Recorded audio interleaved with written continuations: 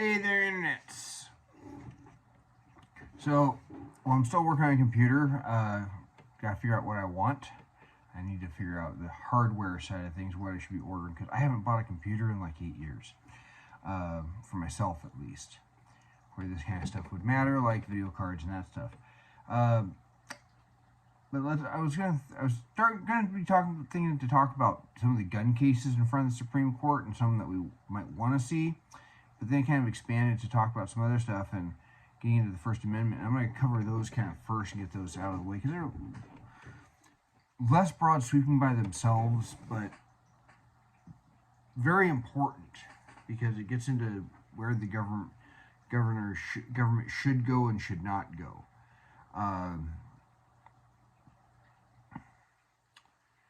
And the first of those I had on my list was NRA versus Vulio. And what happened there was Maria Vulio tried to use her position as the superintendent of New York State's Department of Financial Services to tell banks and other financial providers, you shouldn't do business with the NRA, or you should stop doing business with them, or pressure them to do so. And at one point, a judge involved said, what was it? The court ruled that in an era of enhanced corporate social responsibility, it was reasonable for New York's financial regulators to warn banks and insurance companies of servicing pro-gun groups based on the supposed social backlash against those groups' advocacy. So basically, we don't think you should do business with these people. It's suppressing a viewpoint by using the power of the government regulation, saying, you know, it's a nice bank you got there. Be ashamed if something were to happen to it, you know, but something might not happen to it if you cut ties with certain people. Debanking is just one more aspect of depersoning people or groups of people.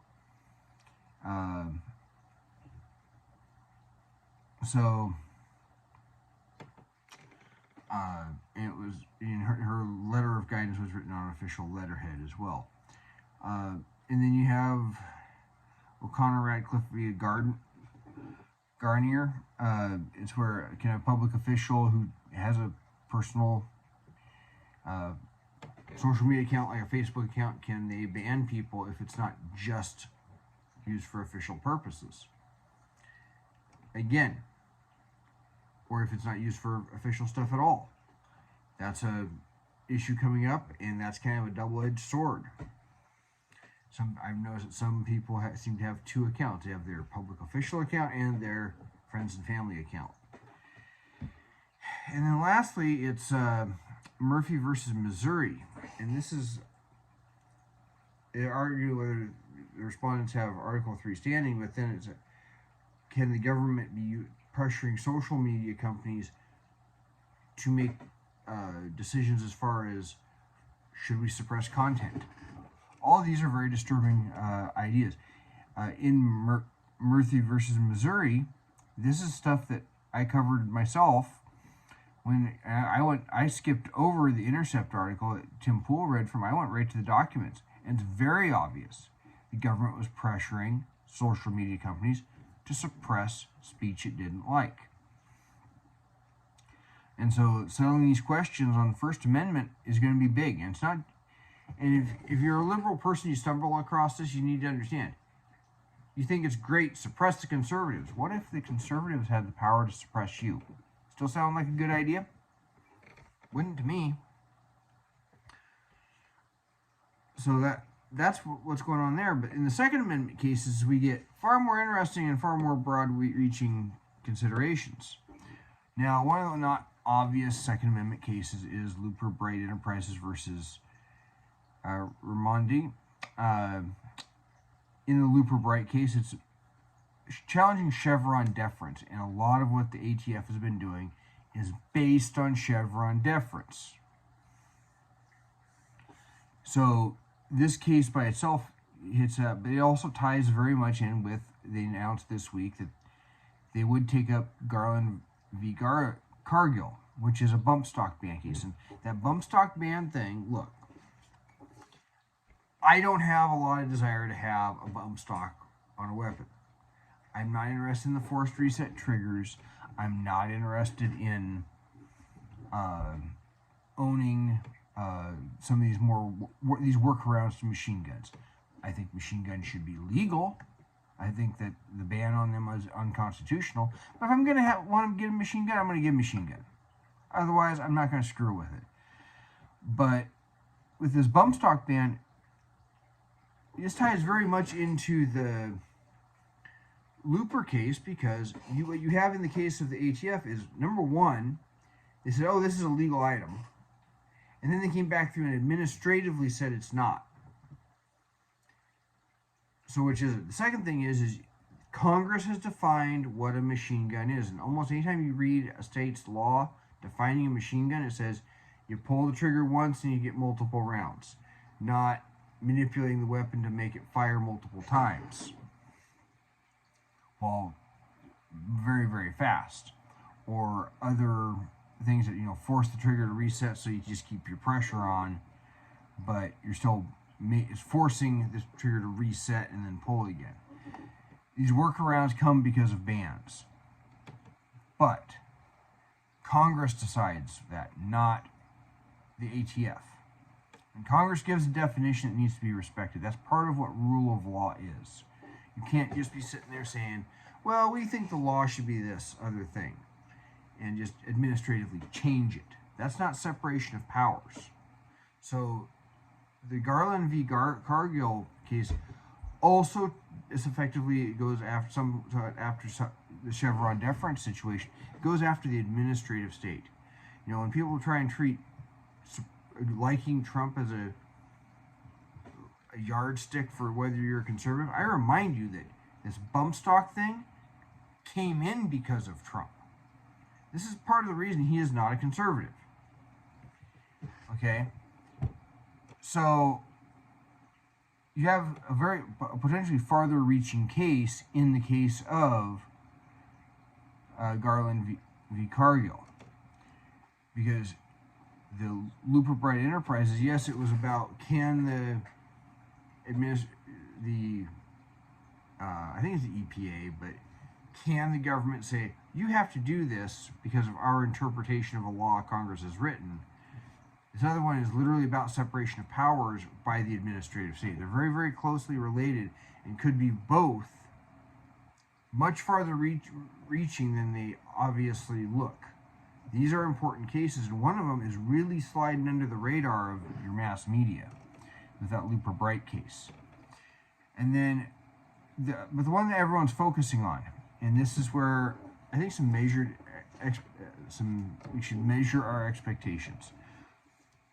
You look at the Rahimi case, United States versus Rahimi, and in the case of United States versus Rahimi, this guy is a guy that, number one, you gotta wonder, what was he doing out and about to begin with when he was under a protective order? He had already done a bunch of stuff that should have gotten him back arrested well before he would have, if he should have even been out. Nobody wants this guy to have guns. And it's a whole list of criminal behaviors. Zaki Rahimi is the guy's name. He was under a restraining order, but he had shot at a building. He had done all sorts of other stuff. I believe he had gun or drug-related charges. And so, realistically, they're probably going to find a way to say this guy should be not allowed to have guns. He's under a protective order. I would anticipate a narrow ruling.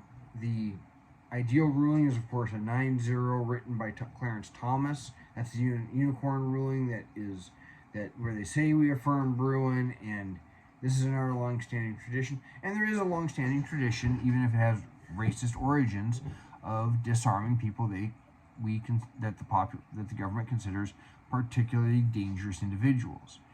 it was even noted in the Bruin decision that as far as carrying in public, if you were considered to be a dangerous individual, you had to pay a bond to be able to carry.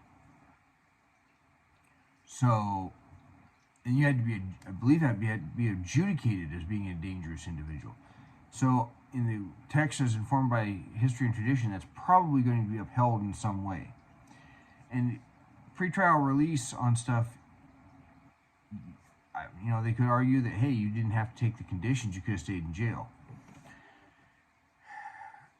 Now, this one was brought back to a situation because of Bruin, but this is the nibbling around the edges and defining the edges of what is acceptable under text is informed by history and tradition. Unfortunately, they also have not considered said they would consider Garland v. Range. Range is also a felon and firearms case, but in Range's case, he is not a violent felon. He committed food stamp fraud, essentially. Does that mean that he is a particularly dangerous individual? I would say no. You know, Martha Stewart, she was convicted of a felony. She is forbidden to have firearms unless she has her rights restored. Arguably, should she be barred from having firearms?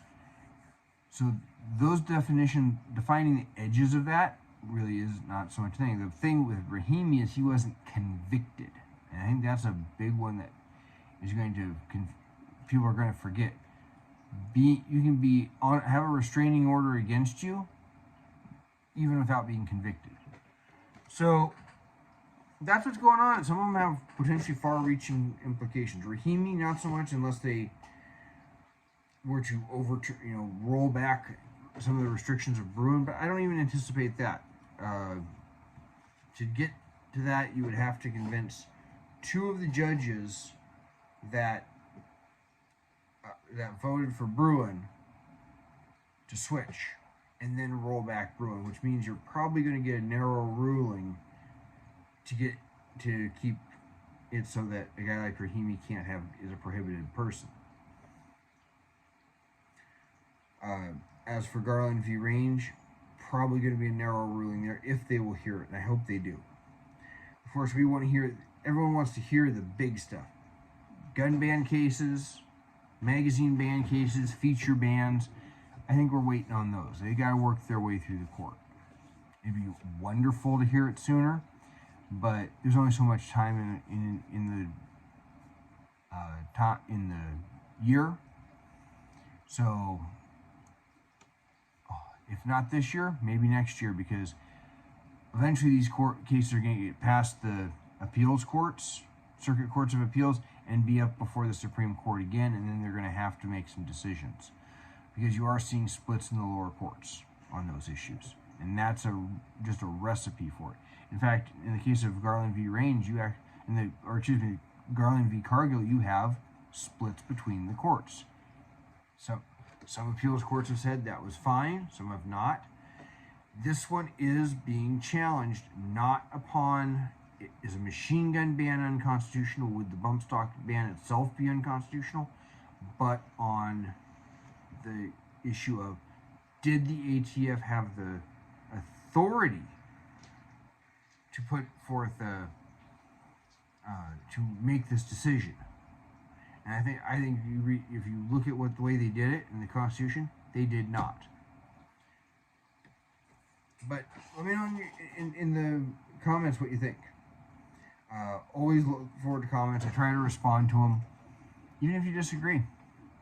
I appreciate the comments, and of course that helps fill the algorithm. Do like the video if you find something interesting or of value. Until then, you all take care.